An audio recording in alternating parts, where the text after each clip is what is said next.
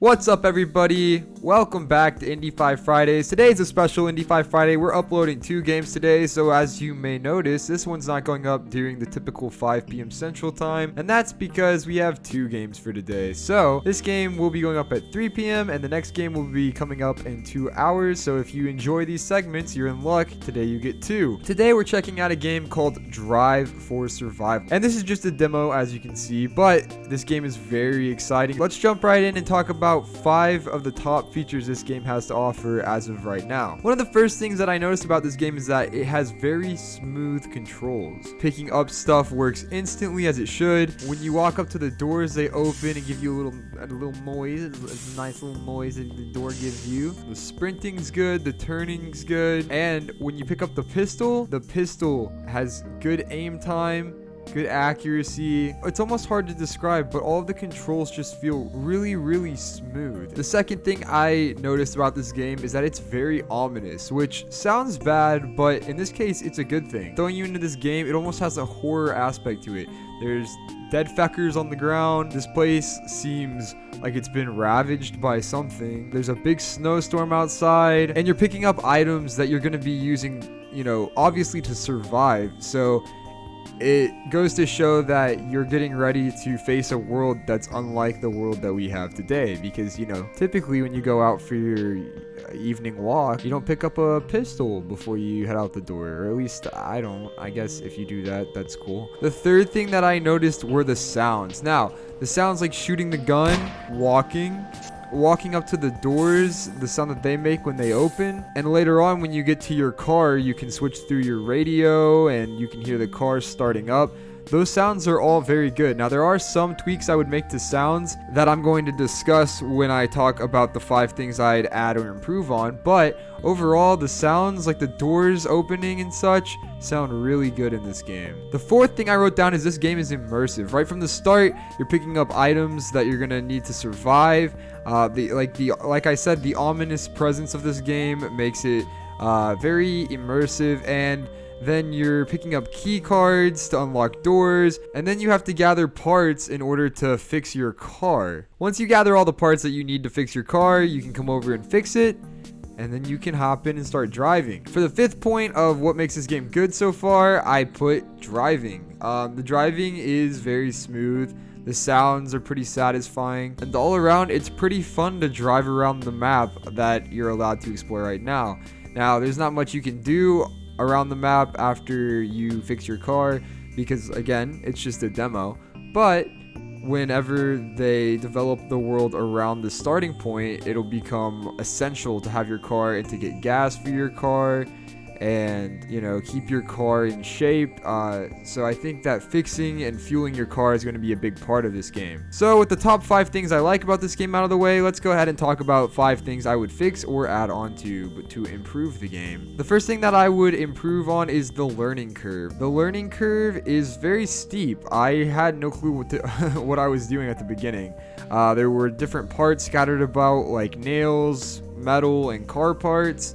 Eventually I learned that I have to get the car parts to fix the car, and then it needs gas. But when I got in the car and it didn't start at the beginning, I was very confused as to why it wasn't starting. The second thing that I would improve on is I think, and I'm not for sure, but whenever you turn on the radio, the music sounds very copyrighted.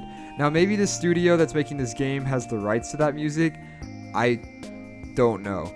But all I know is that I'm not playing it in my YouTube video because it sounds copyrighted. The music sounds good. The radio works very well. You can turn it on and off. You can switch stations. You can turn it up and down. But I think that they need to make sure that the music is usable. The third thing that I would fix is the first time I was playing through, I died because of hunger while I was driving my car, and my car stayed out in the middle of nowhere, and I had to respawn back at my base with all of my items.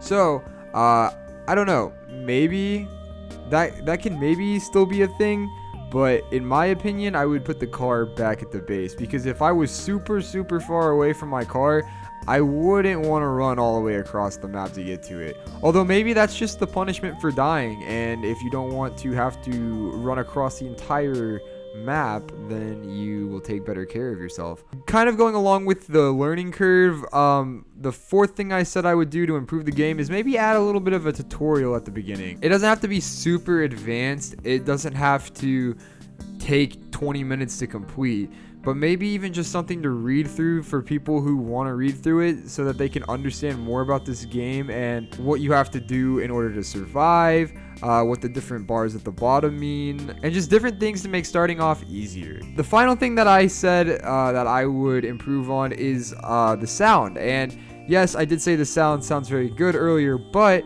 also when the wind is blowing, which ironically enough, it just feckin' stopped now that I'm getting to this point.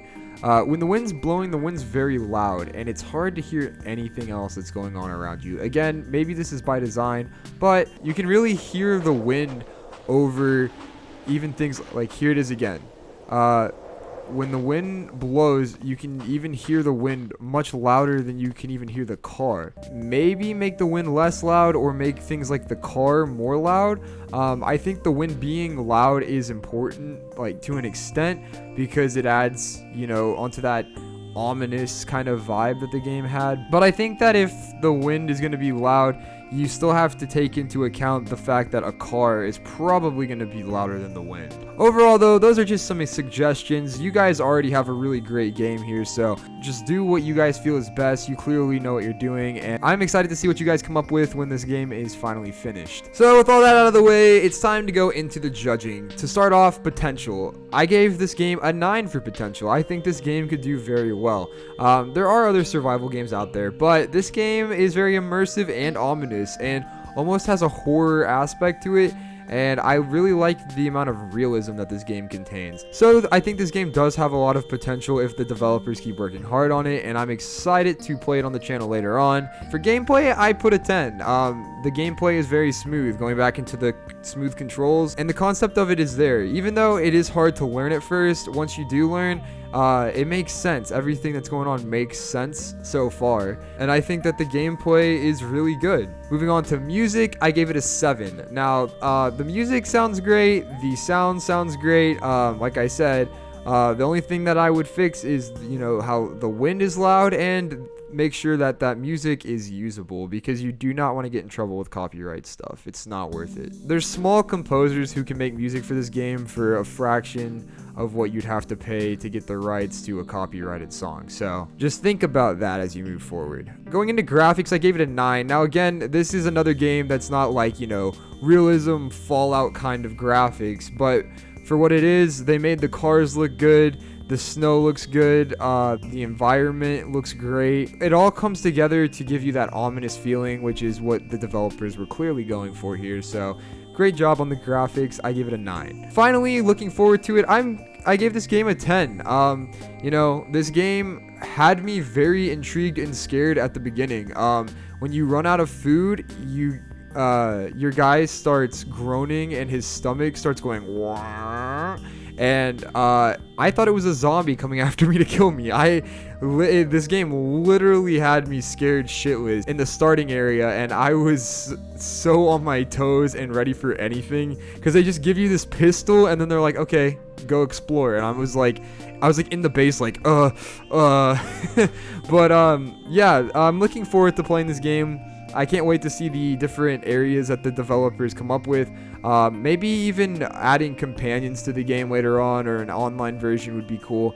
I'd love to see that with a lot of these games that I do Indie 5 Fridays for. But until then, this game looks a lot of fun, and even in single player, this game is going to be a ton of fun. I think that the devs did a really great job, so props to you, M3M, I think is the name. You guys made a really cool game here.